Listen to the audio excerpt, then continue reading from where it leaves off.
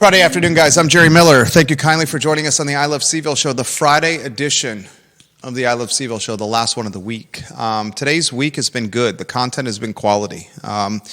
If you are in the habit of listening to podcasts on your time, I very much encourage you to catch the content we created Tuesday through today. It's I'm going to toot the horn a little bit. It's been compelling commentary, compelling content.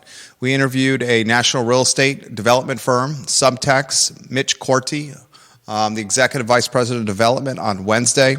We highlighted what we think is an intriguing proposition for housing in our community as Subtext builds the Verve in the shadows of Scott Stadium at the same time that another national real estate developer, Greystar, builds housing off Old Ivy Road. At the same time, the University of Virginia is requiring second years to soon live on grounds. There's got to be some kind of friction for those three storylines from a student housing and from a landlord and tenant standpoint. We'll see how that plays out. We broke some news on Fashion Square Mall saying, look, tenants that are remaining, you have 2 weeks to vacate. That was last week on the program. We have some breaking news that we're working on now that will materialize next week on the I Love CVille Show. The program at 12:30 p.m. is appointment television. Is this television? Appointment content, appointment streaming for you, the viewer and listener. If you want to stay on the cusp of what's moving and shaking in the categories of real estate, of politics, of small business, entrepreneurship, and this kind of intersection or crossroads of food and beverage and business brokerage and sports. I mean, basically the water cooler of conversation. This is the show to watch. I mean, I'm literally watching media outlets locally, watching Judah and I do this program. Kevin Yancey, Bill McChesney, thank you for watching the program. Hammer that like button. We work hard for you. We don't ask you for money. Judah, you asking them for money? I would never. We don't ask them for money. All we ask is you like and share the show. That's it. Literally, that's all we do. And it can take you 2 seconds to do it. Bill McChesney, the mayor of McIntyre, thank you for doing it. John Blair, thank you for doing it.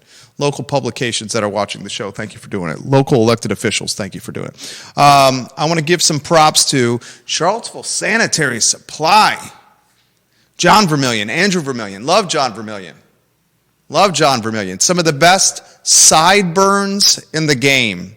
John Vermillion has fantastic sideburns. I'm a man who loves quality sideburns. Judah Wickhauer, John Vermillion's sideburns are fantastic. No. And Andrew Vermillion can wear a quarter zip rowback like few can, including yours truly. The Vermillions making positive impacts for our community. And their e-commerce website moving and shaking, right, John? CharlottesvilleSanitarySupply.com. We love those guys. Studio camera so they can see the studio. Labor of love for our firm here. Every month or so, we add to the studio in some capacity. 2 shots so we can see with the distinguished Judah Wickhauer, who's not only sideburn clad, but has a fantastic beard. One of the best beard games in the mix. Any opposition to growing the beard out, Judah Wickhauer, in longer capacity, like is popular in today's pop culture environment? Grow it out. Get a little bushier. Maybe like a thick... Jesse Rutherford's got a good beard going. Curtis Shaver's got a good beard growing. Grow the beard even longer. What do you say? I've gone big beard before. Like what? To down to the nipples? I don't know that I ever measured. Beard to the nipples. At least not with nipples as a... benchmark? Benchmark, yeah. Well, let's go beard to the nipples. I'm not sure if I'm ready for that right now. Can we do that as part of the cold weather? Can we make that as part of the requirement of being on the I Love CVille show, or is that me stepping out of line as an employer? You're saying we're both going to grow long? No. I'm a clean shaven kind of guy. I think that would be. My wife says when I grow the beard that I look terrorist-esque. She says don't do it. So you got babyface Jerry over here. I think your wife is racist. No, I think that's far from a racist comment. I'm joking. One of those jokes no one gets. over there. You basically said when you grow a beard, she thinks you look like a terrorist. How's that not racist? How is that racist? She thinks you look like a Middle Eastern person with. Well, you're inferring over there. That's your implications. Those are your connotations right there. Right. That's Judah Whitcower doing some talking over there. That's not what I said. That's what you said right there. I'm the racist. Maybe that's in your mindset over there. All right, a lot we're going to cover on the program, including, Judah, UVA guides going rogue. Yeah. The Cavalier Daily's got commentary on this. And interestingly, CVille right now had a few paragraphs on this, but they missed the meat and potatoes of this story. The meat and potatoes of the story is the quote from university spokesperson Bethany Glover. Quote, any individual may give a tour of the university. However, the guide service provides tours on the university's behalf through a special status agreement. They are free to resume historical tours as individuals, separate from the guide service agreement and name. Basically, that quote says these students are going to give historical tours despite us having an agreement in place with UVA Guide Service that says they right now cannot do it. So the students are going to do it on their own accord outside of the agreement. I don't know if I took it that way. I took it to say that It's the only way to take it. no, it's They are free to resume historical tours as individuals separate from the guide service agreement and name that we have right now. yeah. So these students are doing this without really having approval from UVA, and they're just basically saying, we're not going to call ourselves university guides. Yeah. They're just rebranding themselves, and the rebranding of themselves as guides means that they don't have to fall under an existing agreement. This is guides going rogue. Yeah, more or less. Okay, this is exactly how you take it. Guides going rogue. I'm curious of how the Jefferson Council is going to respond. How's Bert Ellis and the Board of Visitors going to respond? How's the university going to respond? And the guides that are going rogue are straight up saying, you read it in the Cavalier Daily article, we're going to still give the historical tours that got us in hot water. The historical content that we were doing all along that got our guide service suspended. I want to unpack that. So you have students and an organization that have an agreement on paper, a contract with UVA. And the students in the organization that have an agreement on contract with UVA say UVA is not moving to the quickness or the efficiency or in the decision or in the ways that we want. So we're going to just rebrand ourselves. Instead of University Guide Service, it's just going to be little Johnny and little Sally doing the guides, the tours. We're going to keep them historical in nature, and we're going to do them right now. Unbelievable. And they're going to do it on dirt owned by the university. So the university would have this predicament. Do we hold the students accountable for trespassing, even though the students are paying to be here and exercising their right of free speech? Effing crazy. And then they'll use social media to promote to parents and prospective students that we're here to give the tours. This is a dynamic story that is tailor-made for the I Love CVille show. Also on today's rundown, we're going to talk about an Albemarle County school board candidate that legitimately ran for an elected position. Goes to Judas Church. His name? Jim Dillenbeck? That pretty much was proverbially slapped on the face by the Albemarle County School Board. Not surprising. Jim Dillenbeck? Dillenbeck, yes. Dillenbeck, who, is it safe to say he identifies as conservative? It's safe to say, but as we both know, school board races are not typically politicized. Okay. He finishes in close second place in the 2024 Rio District race. Yeah. He loses to a gentleman, his name who he lost to? Chuck Pace. Chuck Pace, unfortunately, Sadly passed away in December. sadly passed away unexpectedly. Mm-hmm. The school board says we'll open it up for candidates, and they choose not to select the guy who finished in close second based on the popular vote in the Rio district. And instead, they handpick a liberal-minded applicant that never went through the election process and that fits the narrative or the ideology of those elected officials on the Albemarle County School Board. This is the definition of backroom dealing. And I'm not going to say that there's a one-to-one correlation, but didn't we see some people angry about a certain appointment of a I was hoping you would go there. Political nature recently? I was hoping you would go there. Dr. McBryce, Governor Glenn Youngkin, Virginia Board of Education. And take it a step further. You got this. You're going to crush it. God, you're on point today. I mean... Succinctly? Pot, meat, kettle. How so? Is that succinct? How so? Succinctly? Well, if one side is not down with Youngkin's appointment, because I think their argument was this person did not win the popular vote, or did not get enough. I don't know. Whatever the argument is, it seemingly they are doing the exact same thing. In reverse. We'll unpack it, guys, today on the I Love CVille Show. Also on today's program, we're going to talk about the best use for Jax's Bar and Grill in Crozet. Jax's Bar and Grill, Warrior AG, we're going to highlight your comments over here. Jax's Bar and Grill, next to the ABC store across from the Harris Teeter in Crozet, Virginia. You would think a spot that would have tremendous success. We've seen some turnover and attrition at Jax's Bar and Grill. The last place that had some success there, what? The Mexican restaurant that took over the Ivy Roadhouse spot at the 240, 250 intersection?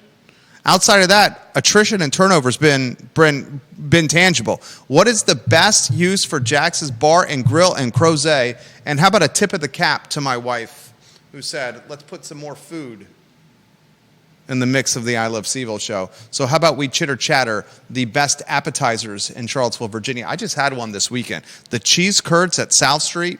If you have not had the cheese curds at South Street, ladies and gentlemen, you are missing one of the best appetizers in the Charlottesville area. Taylor Smack, the owner of South Street Brewery, I believe got his commercial start as a brewmaster, as a brewer at South Street before he went and founded the Blue Mountain Brewery brand that has had tremendous success.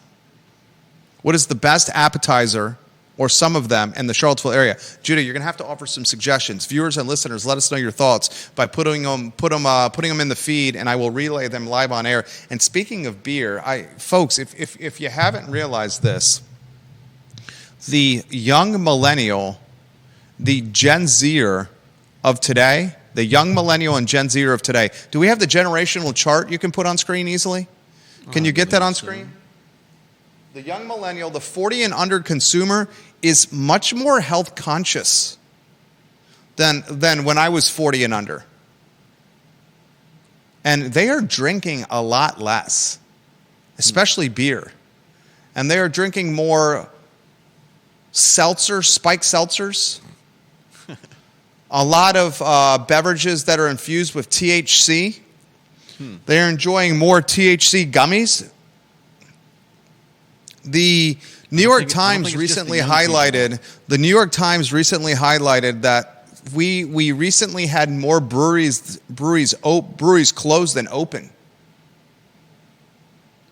It is a space that it's pivot, evolve, or die. And what's happening is the breweries that are having the most success are those that are innovating or evolving into the restaurant brew pub model, where the food is a priority, where the ambiance is a priority. My wife and I and our two boys went on Saturday to South Street, and we got there early before the Buffalo Bills played the Baltimore Ravens. And on Saturday at South Street, it was standing room only because it was a Buffalo Bills backers bar. And we got there about 2 hours before the Bills and Ravens kicked off, and it was the Eagles were playing, right? And as the Eagles were playing in the playoffs, Buffalo Bills fans were coming in by the dozens. And at the time we left, it was standing room only. So think about what South Street Brewery has done. Fantastic cuisine, no table service, order at the bar, and then have the food delivered to you, but no waiters, pay at the bar, pick up your drinks at the bar. And then they've cornered the Buffalo Bills market, and there's hundreds of Buffalo Bills fans, to our surprise, in this community. I want to talk about that a little bit on today's program. And speaking of food and beverage, I have our firm, Charlottesville Business Brokers, one of our businesses, online at charlottesvillebusinessbrokers.com, has a client, an established client, that is looking to scale their operation through the acquisition of a food and beverage business locally. They would prefer it be quick serve or fast casual. Quick serve or fast casual, ladies and gentlemen. They would like something that has a lease of about 3 years with an option to purchase after that term has come up for renewal. If this fits the mold, let me know. I've had a number of inquiries already. They have cash on hand, don't need financing, and would like to make a purchase in the first quarter of this year before it expires. All right, Judah Wickhard, the lead of the show, as you put the lower third on screen, Elliot Harding, watching the program, says there is a shortage of sports bar locally. Elliot Harding, you and I need to have that, and I will follow through on this, Esquire Harding, that beer at Selvage. And for my better half that's watching, Elliot is a mover and shaker in the business world, and I got to meet him for a cold beverage or two at Selvage, and I will not be late for family dinner, sweetheart. He's also a family man, Mr. Elliot Harding, as well. So he's got to be on time for family dinner with 2 kids of his own. Elliot, I promise. Vivace, the calamari at Vivace is being put on the feed as one of the top appetizers in this community. Do we go guide service? This is a damn good story. Can I give the who, what, when, where, why, or would you prefer to give the who, what, when, where, why? Go ahead. The UVA guide service. This is the guides, the student guides that give the admissions tours and the historical tours of UVA.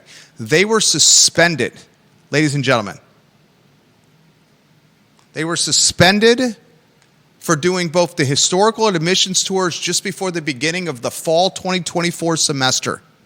They were suspended because the Board of Visitors in the University of Virginia did not like the content they were presenting, how they were portraying Thomas Jefferson, and essentially offering color and commentary of the very dynamic history of the University of Virginia. How slaves were utilized to build the University of Virginia, Thomas Jefferson's checkered past, Sally Hemings, fornicating with Sally Hemings, rape or sex. This type of commentary and this type of guide perspective offered to 16 and 17-year-old prospective students and their parents. Some parents so turned off by this commentary, they said, we don't want our kid going to this school. Calling it in some capacity, this seems woke. Seems woke. Okay? And you've seen a movement with with our country. You've seen a movement with Americans where Americans in our country are starting to resist the woke platform. You've seen diversity, equity, inclusion efforts start to get dwindled in our country, even by UVA in some regards. Okay, so the University of Virginia in the fall, before the start of this past semester, said, hey, you students, go sit in timeout. Go sit on that stool in the corner. You can't play with your friends. And you can't go to the recess and swing on the swings or go down the slides. Look at that corner and sit on timeout. And the students were like, what? We've been doing this for generations. And UVA said, not on our property, you're not. You're going to start towing the company line, and we're going to put you through a training regimen.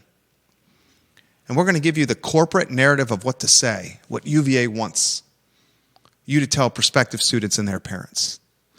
And until you can commit to that, you sit in the corner and you sit in timeout on that stool. And then the guide service initially said, all right, we want to work with you. We'll go through this training pattern, but we're itching to get back to giving tours.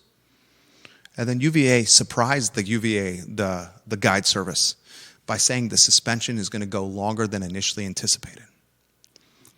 And that pissed off the student guides and said, you were being disingenuous with us, UVA. You said we could do this training and then get back to giving tours. And then finally the students put the decision in the palm of their own hands, and they took action. And they said, you know what? We're just going to do it whether you like it or not. And we have this agreement in place with you, university. The University Guide Service does with you, University of Virginia administrators and Board of Visitors. But that agreement is in the name of the University Guide Service. And we're not going to do it under the umbrella of University Guide Service. We're going to do this under the umbrella of just me, Johnny the second year, and just her, Susie the third year, and just him, Billy Bob the fourth year, and just her, Jacqueline the first year. They're going to do it. And we're going to start it right now, whether you like it or not. And they put the University of Virginia in a rock and a hard place. And the rock and the hard place is this. Are you ready? Are you ready for it? The rock and the hard place is calling UVA's bluff. Is UVA going to say to the students that pay tens of thousands of dollars to go to their school, we aren't going to let you on the dirt and in the buildings and around the buildings that we own give these tours? It's trespassing. We're going to hold you accountable to trespassing. But we're going to let you live in our housing. We're going to let you pay us to live in that housing. Pay us to go into these buildings to learn. Pay us for the books and the classroom and the curriculum and to be a student. But we're going to keep you from trespassing on the tours. They couldn't do that. So now UVA takes some egg in the face, and a spokesman, Bethany Glover, says, quote, any individual may give a tour of the university. However, the guide service provides tours on the university's behalf through a special status agreement. They are free to resume historical tours as individuals, separate from the guide service agreement and name, end quote. UVA and the guides and the students, it was a game of poker, and the students won. The students won. They're going to give the history tours for prospective students that talks about Thomas Jefferson's checkered history, the use of slaves to build the University of Virginia, Sally Hemings, sex and rape, and all other kind of room for interpretation history behind UVA. Judah Wickower, the jack of all wits. I'm curious of your compelling commentary. I mean, it sounds like the university, to me, was a little more just apathetic than they were directly confrontational about this. Obviously, they suspended them, but Go ahead. Reading further... you and I see life so differently. Go ahead. I know. Reading further, there's a comment saying what we noticed on the history side of the tours when they were suspended at the same time without the same justification that the admissions tour suspension had. And they also note that there's been little effort to reestablish the historical tours. How is that apathy then? Called it a waiting game of us asking and asking for answers. So this is the definition. It's the opposite of apathy. They suspended them for one thing. If they suspended the students from doing historical tours, a suspension is the opposite of apathy. That's not what I'm talking about, though. You said the university has been apathetic with how they've handled the guides. Yeah. Those were your exact words. After the initial suspension, I don't know why you're pushing back so much against this. Well, it's a talk show. I was going to read this. They're basically saying it's ultimately a waiting game of us asking and asking for answers and not really getting anything in return, particularly in return terms of the return date of historical tours that pushed us to start giving the tours again. They're basically saying the university is just not doing anything. Right, which is the opposite of apathy. That is the definition of apathy. Why do you think the university is choosing not to do anything? Because they don't want to deal with this. Bingo. It's apathy. That's not apathy. Viewers and listeners, agree or disagree with me or Judah? Is the University of Virginia being apathetic to the students by suspending them? That's not what I said. And B, ignoring and ghosting them. They're ignoring and ghosting them because they don't want them to do the historical tours.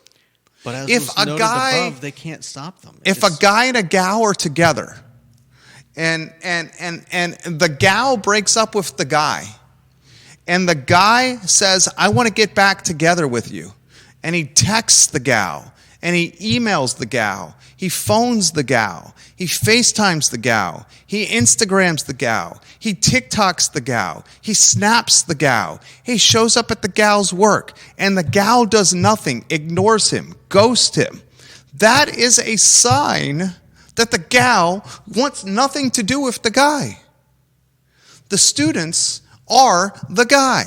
The students are TikToking the university, snapping the university, IGing, DMing, texting, emailing, calling, knocking on Jim Ryan's door. We want to return the tours.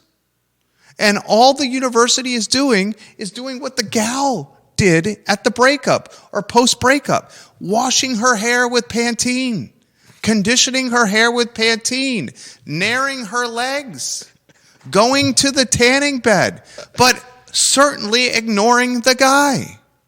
That is a strategy. Apathy is the furthest thing from what's happening. And then the spokesman from the University of Virginia said, well, we have a signed contract, and they're pretty much just ignoring it because they're doing it as individuals and not under the umbrella or the guise of the University Guide Service, which our contract is buttoned up with. Okay. My friend, read the tea leaves. Read the tea leaves. There are no tea leaves. I'm not sure why you're using that analogy. What? How? There's all. I'm not arguing with you. If you want to go with that, that's fine. Let me push back on that here. And this is pushing back as for the. Wow, that Albemarle County police officer was flying down Market Street right there. This is for the sake of a talk show, and this is just general counsel in life, not just for you, but the viewers and listeners. Okay, there's always tea leaves. There's always tea leaves in everything we do to read. Some people are good at interpreting what is going on through context clues, human behavior, body language, tone, history, past performance, and utilizing those cues, those indicators, to hedge risk or to create the best outcome for every scenario. Okay. Man, that fire truck is hauling tail down Market Street. Others say there are no tea leaves. This was a brouhaha here. The guides wanted to come back. UVA didn't want them, so they ignored them. And now the guides are saying, we're going to tear up the proverbial contract. But you keep calling it a contract, and the university spokesperson, Bethany Glover, doesn't use that language. She calls it a special status agreement and goes on to say they are free to resume historic tours as individuals. Bethany Glover uses the language in quotes in literally the third paragraph, separate from the guide service agreement. Yeah. An agreement is a contract. And then she says right after that, they're free to resume historic tours as individuals. Right. So you see what they're doing. They're saying we have a contract with UVA, basically a joint venture with UVA to do UVA guide service and to do tours on grounds with UVA. They're holding us accountable to this agreement with UVA Guide Service. They're not responding quickly enough for us. So we're going to say, forget the guide service you have a contract with, and we're just going to do this as individuals, as students. And then they're calling the bluff of the university because the next play, the university... She works for the university, though, doesn't she? She's the spokesman for the university. Yeah. The students are legitimately saying to UVA, yes, we have an agreement with you for UVA Guide Service.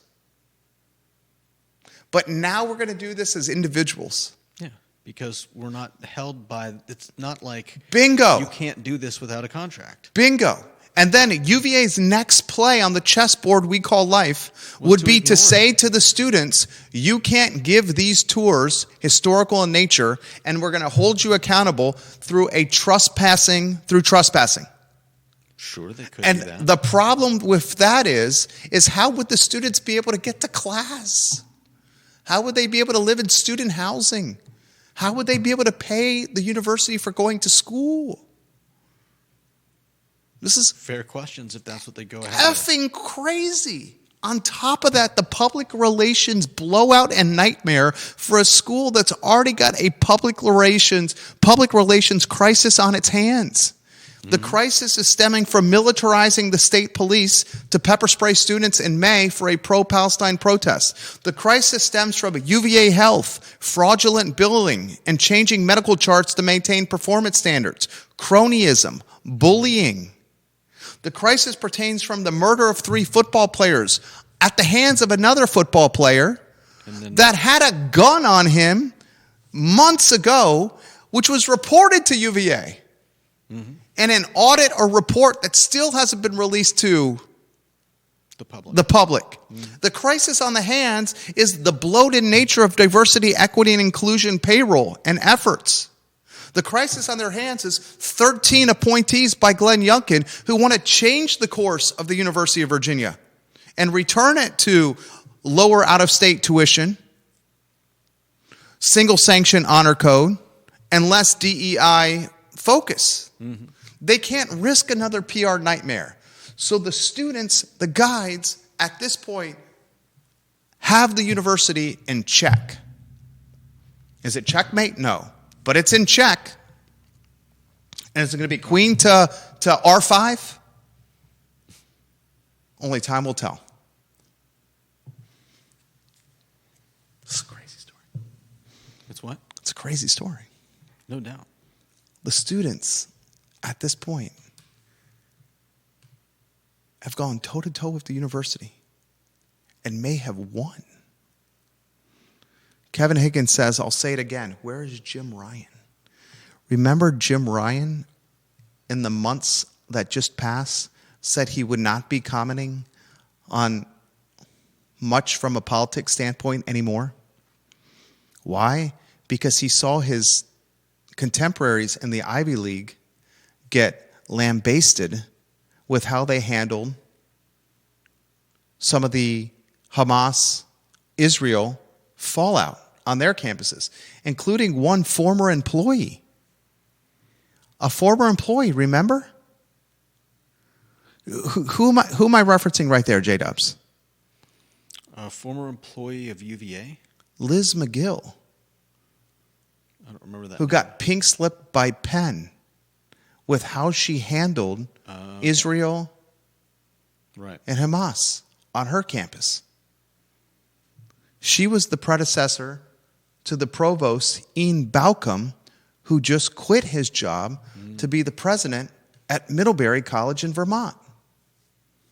Who goes to Vermont to run a school? Talk about frigid in Charlottesville. But I guess you got the president's title. Maybe he's a fan of skiing. Vanessa Parkhill watching the program. She says, I think McGrady's used to be a Steelers bar. Not sure it's still the one in the area. Bills Mafia is no joke. They're a passionate fan base. We saw them at South Street. And she wants to salute the guide service students for a fantastic strategy. However, how will those individuals market their tours? Will they have the opportunity to brand themselves as UVA sanctioned tours? She says, shouldn't UVA start offering their own admissions tours, thus undercutting the opportunity for these individual students? And she says, maybe the Jefferson Council should recruit students as tour guides who offer a different experience and present Jefferson and UVA differently. All great questions, which is why I put the lower third in the rundown. If you could rotate that into the mix, how will the Jefferson Council and the Board of Visitors respond? All great questions. Will the Jefferson Council, will the Board of Visitors offer a competing historical guide service? And to the students and how they're going to market it, their individual tours, 2025 is a time and place where a couple of guys sitting in a downtown storefront can create a platform that reach hundreds of thousands of unique IP addresses over the course of a calendar year by connecting some cameras, 3 computers, 3 Apple TVs, and some proprietary software to become the news of the community. Anyone can market and promote themselves in just about any capacity in 2025. It's a wonderful thing. It's the democratization of the megaphone. It's the democratization of the spoken word, of the tin can, the yarn in tin cans, the democratization of the telephone, it's the democratization of mass communication. 2025 embodies that, the democratization of mass communication. John Blair on LinkedIn. This fall, Virginia Tech enrolled the largest freshman class in its history. But more than that, this class had the lowest acceptance rate in Virginia Tech history. If you go on the Virginia Tech admitted student tour, it's 100% rah, rah, rah, rah, and talks of how great the university is. Not a single bad word is said about Virginia Tech on that tour. UVA's bleeding students to Tech. Virginia Tech has the 13th best undergrad engineering program in America. UVA is ranked 35 per U.S. News. Just some things to consider. Fantastic comment. Here's a conversation for your NFC and AFC cocktail parties this weekend. NFC and AFC cocktail parties, okay? For Virginia basketball this weekend, okay? Should historical guides for prospective students, should historical tours for prospective students and their parents discuss the checkered history of the university through a lens that is interpreted by the guide, him or herself, or should the historical tour of the university you're considering be a tour that's centered around the upside and positive of attending said university? Great question. Yeah. I think the city has I think the university has handled this extremely poorly. On the one hand, the guide service is not run by the university. So they lack a certain amount of authority over what can and can't be said. They own the buildings, the dirt. If they want a what would you say, like a streamlined one single story, toe the company line commentary, then they need to do more to either work with the university guide service or abolish it and create their own. They haven't really done either. The university, if they wanted to win this battle, if they really wanted to win the battle, but they can't afford to do it because they don't have the equity from a public relations standpoint to go toe-to-toe with 24 students and say, you don't have the right of freedom of speech here to interpret historical perspective and commentary and offer it to prospective students and their parents because you're trespassing on our land. We're going to squash you like the mosquitoes that you are. They cannot say that because of the May protests and how it imploded on them, the UVA health on how it imploded on them, the murder of those 3 football players and how it imploded on them, and basically the vulnerable nature of the Virginia brand right now. I don't think any of that matters. I think it's just a bad look on them if they pull something like that. Of course it's a bad look. They're basically telling 18, 19, 20-year-olds you can't do this. But if they wanted to, they could. Sure. And if they wanted to, they could offer a competing service, and they can market the hell out of it, and they can do it at the exact same time of these other tours, and they can say, you know what? Not only are we going to give a historical tour at the exact same time as the other tours, but with our tours, you're going to get a free UVA t-shirt if you take it. You're going to get a free UVA hat. You're going to get a goodie bag. You're going to get a party favor bag. They're not giving you that. Mm-hmm. And who do you think is going to win? Definitely a lot of ways that UVA could have handled this differently. God, it's such a good story. It just gives me goosebumps. I love how good that story is. It is an interesting story. Content creator's dream. Apathy, I wouldn't say that, though. I would. Because going back to your analogy, agree to disagree. It's not like the woman is actively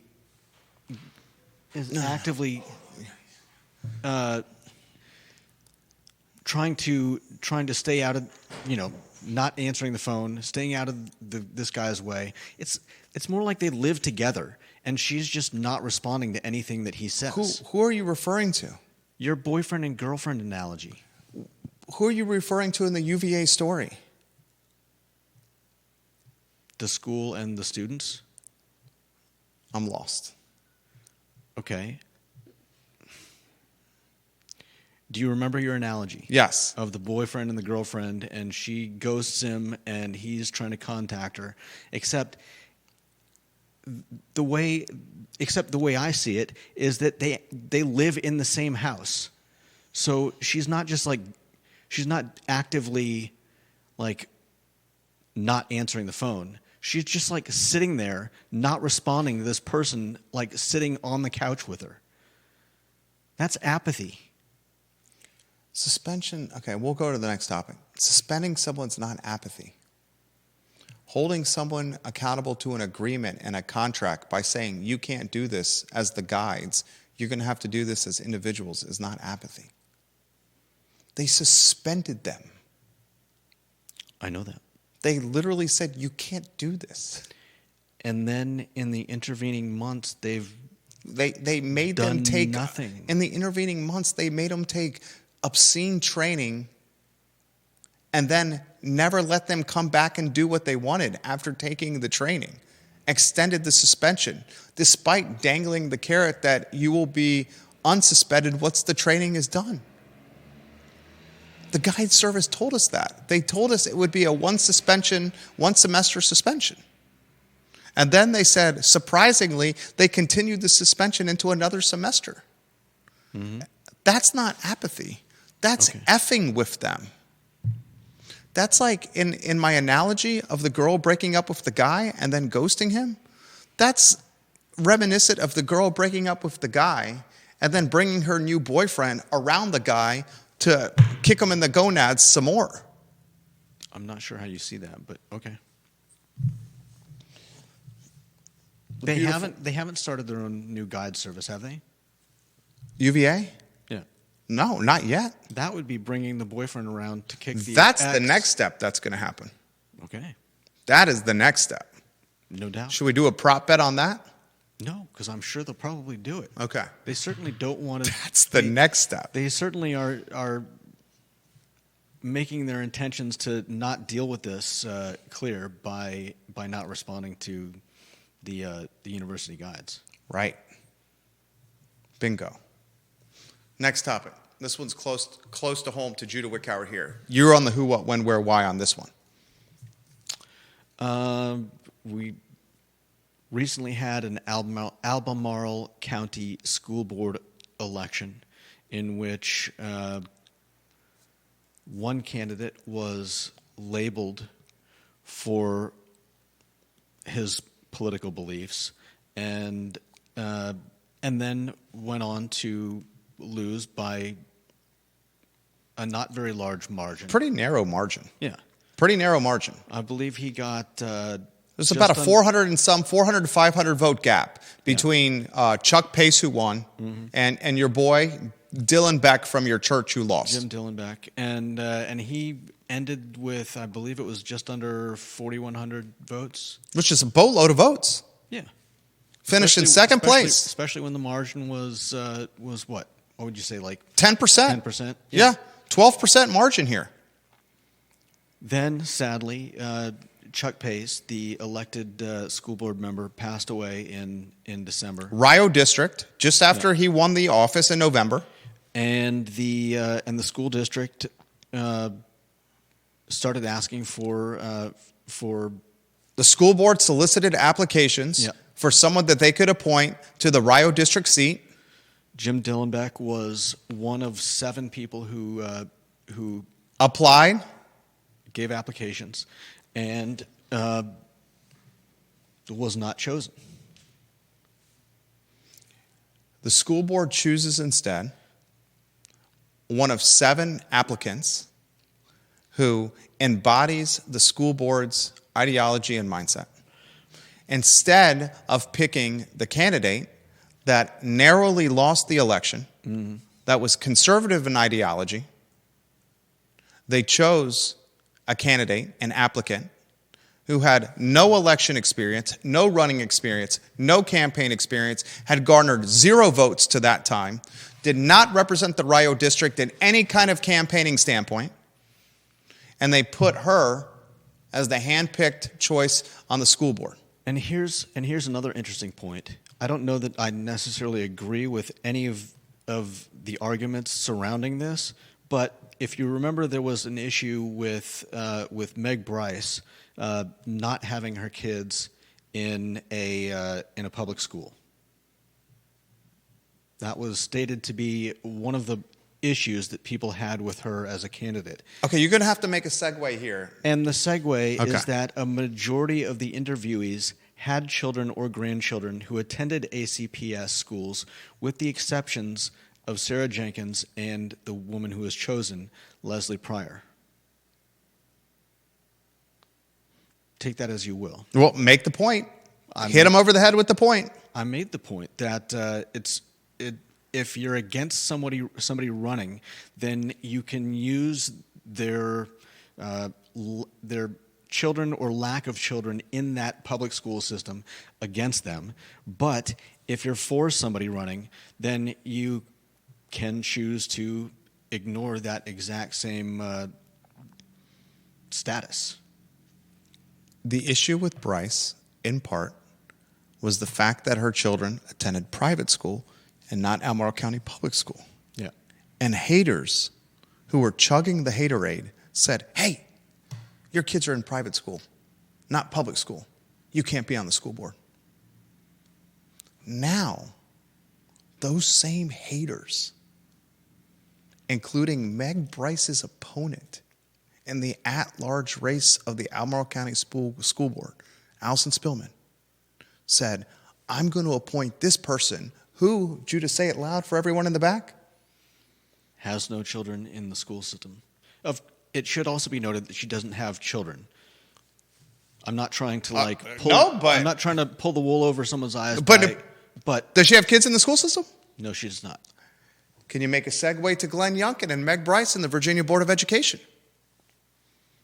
They are... So who, what, when, where, why first, so then make your point. Meg Bryce, having previously ran for the school board, was appointed by Youngkin to the Virginia Board of Education. Yeah, Virginia Board of Education.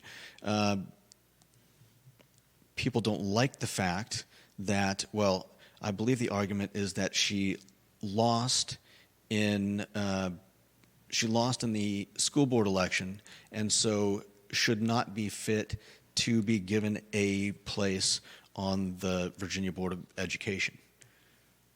And so they are now blocking her appointment.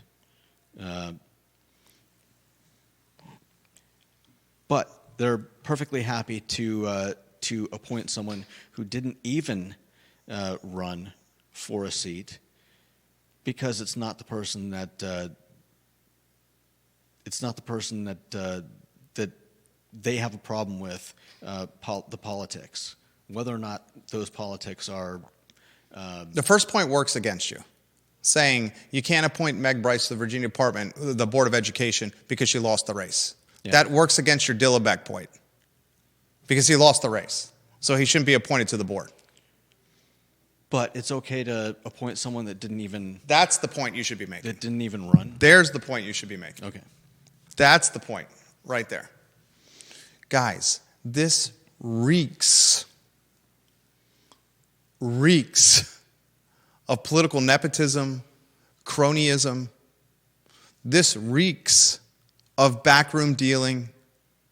This reeks of the antithesis of democracy. You had a candidate that narrowly lost the race. Yeah. Narrowly lost the race. That campaigned and introduced himself to voters in the Rio district and got more than 4,000 votes. Mm-hmm. And he was kicked to the curb like a recycling bin stuffed with skim milk, empty milk jugs. And he was substituted or replaced, or someone else was chosen in his stead that had no kids in the school system, had not campaigned, not run for re-election, but did meet the politics of the board. Yeah. And it's the same people that said Bryce shouldn't be on the board because she has no kids in the schools, who are then, months later, picking someone who has no kids in the schools. Good Lord, Albemarle County. Good Lord, Albemarle County. And once again, what have you become? Once again, we're also looking at an echo chamber of people who don't want to hear a different perspective on how things should be. This turn of events is the same turn of events that's happening on social media, where activists and liberal-minded individuals are sprinting to blue sky and jettisoning Twitter and Facebook because of Musk and Zuckerberg's positioning, public and actual, with Donald Trump in second term. And other reasons. No fact-checking on Twitter anymore is another reason. No fact-checking on Facebook is another reason. Zuckerberg and Musk are CEOs of publicly traded companies. They should, as CEOs of publicly traded companies, do what's best for their stockholders by forming a relationship with the most powerful man in the world. That's what's best for stockholders and their companies. True. And companies. Oh, unbelievable. Next topic on the Friday edition of the I Love CVille Show. What is it, Judah Wickhauer? What's the best use for Jax's? What is the best use for Jax's Bar and Grill in Crozet? Viewers and listeners, let us know your thoughts. Jax's Bar and Grill closes in what, December? Albert Gray's Warrior AG, who I have tremendous respect for. Is Warrior AG watching the program? I hope he is. Tremendous respect for this man. He knows what's up. Albert Graves, in a thread on my Facebook page, said the following. The Mexican restaurant did awesome in that Jax's Bar and Grill space across from the Harris Teeter in Crozet. They eventually moved out after they outgrew it and moved to their new location at the intersection of 250 and 240. That's the old Ivy Roadhouse. He says, I believe the biggest problem at Jax's Bar and Grill is the people who have tried to run a business at that location either did not have the capital or know how to sustain a restaurant business. Jax's, for example, would close on Friday or Saturday night.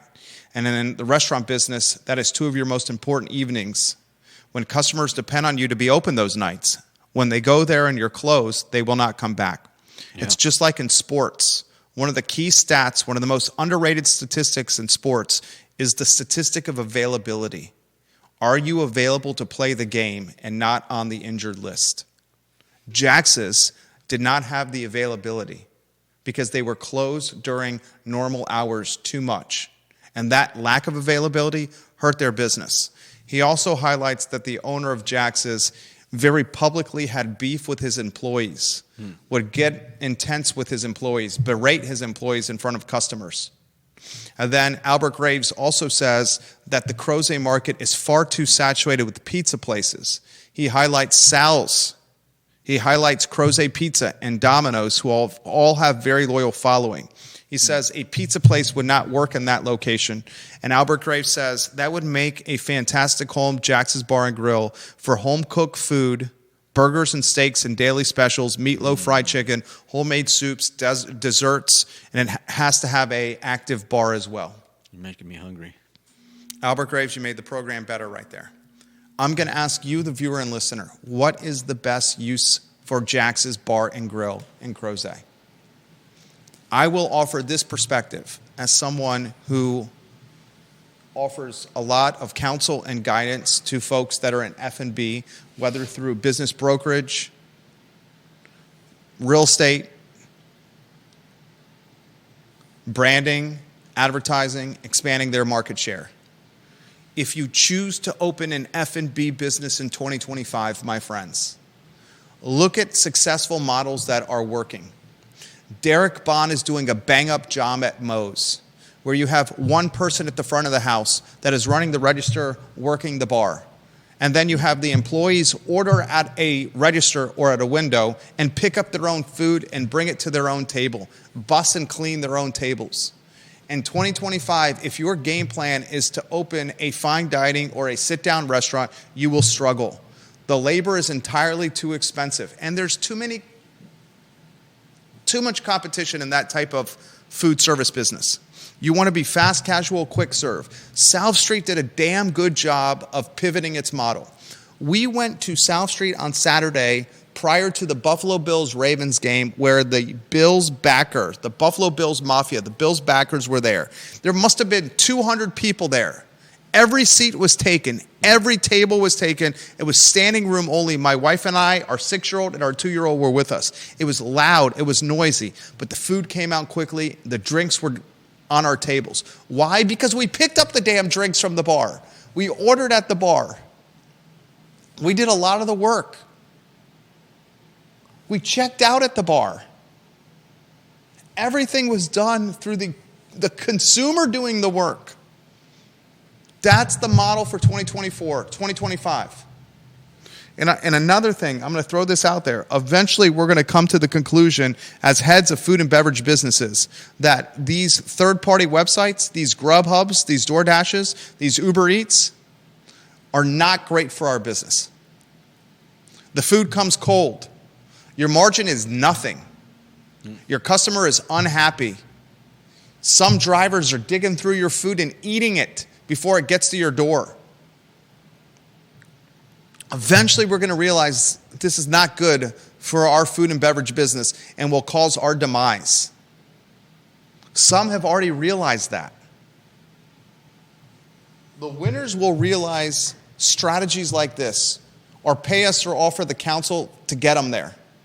Sadly, some of them don't have a choice. The losers will go the way of... The cuckoo bird? What's that? The cuckoo bird? Jax's Bar and Grill? Jax's Bar and Grill? Table service? No availability? Mm-hmm. What was the point you're going to make? Sadly? What was the point I was going to make? Sadly, go-karts. What? Nothing. It's a joke. I forget what I was going to say. What is the best use for Jax's Bar and Grill? You have thousands of cars driving by there every day. You have the density of Old Trail, and you're right across from a Harris Teeter in a deep-pocketed market we call Crozet. Very curious what the best use of Jax's Bar and Grill is. Is it a brew pub? A local beer brand opening a tasting room and brew pub there? Is it a local vineyard or winery opening a vineyard winery tasting room there? You're not making it there. You're just serving your booze. Whatever it is, it better be quick serve and fast casual. It's not sandwiches. That's right next door. It's not pizza. Albert Graves is showing that. Mexican, we got that. What is the best use? We got barbecue in Crozet? I do not know. That, my friends, is an important question to follow. Was the last topic? Oh, yeah. Your favorite appetizers in the world? Have we gotten to that? What are your favorite appetizers, guys? Let's create a water cooler of conversation for appetizers for you to try. Lord and Ivy says the calamari and vivace is off the chain. I concur. I've had the calamari and vivace. It is delicious, the calamari and vivace. I love the free chips and salsa you get at the Guadalajara's, and they've upped their salsa game. It's got a little kick to it. It does have some kick to it. Judah's favorite appetizer, the Guadalajara free chips and salsa. It's a good one. I love the cheese curds at South Street Brewery. Have you had them? Nope. So good. Taylor Smack, those are smack your mama good, the cheese curds. The wonton nachos at South Street. So good. The wonton nachos. Lauren and Ivy says, how about a smoked barbecue place at that Jax's Bar and Grill? Bill McChesney, the Greek stuffed grape leaves. The dolma dakia, the dolma days at Tip Top with tzatziki sauce. Ooh, Bill McChesney, that sounds delicious. Maria Marshall Barnes says, I love those chips and spicy salsa at Guadalajara. Yeah.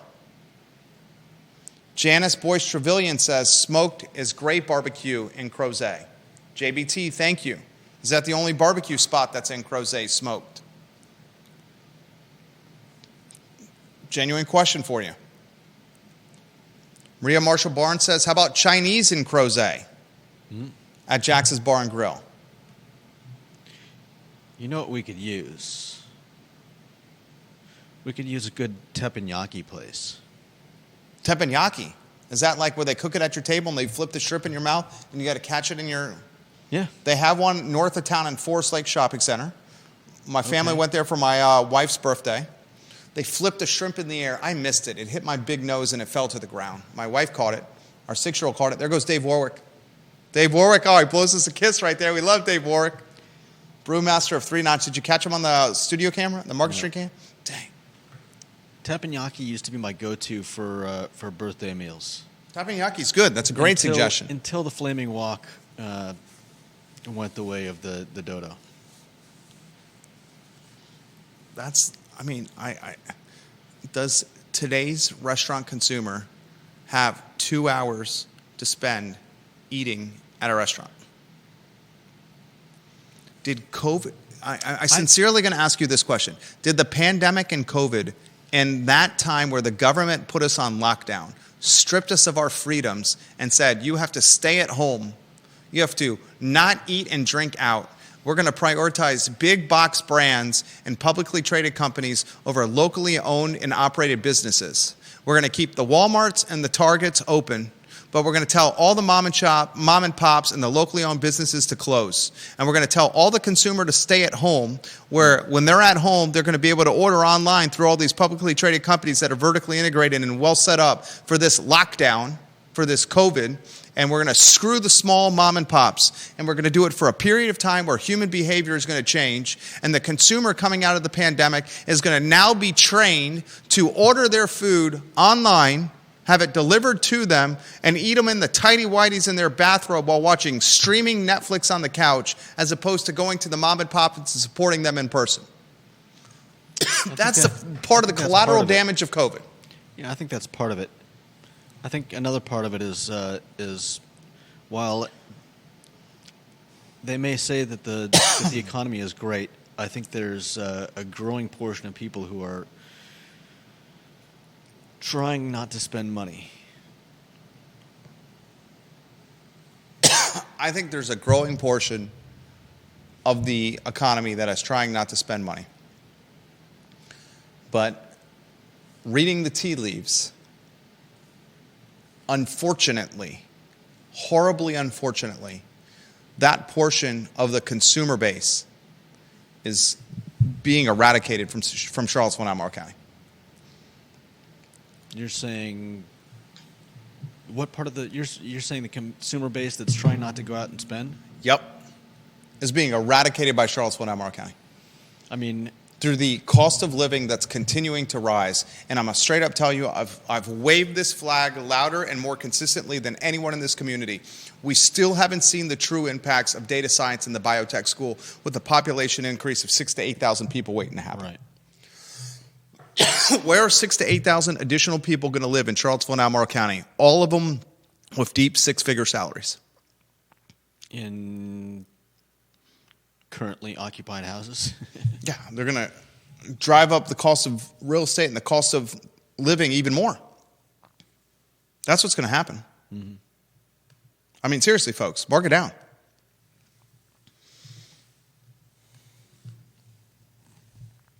Wish I had one of those Keith Smith slides that I could put on screen where we could talk about total units sold.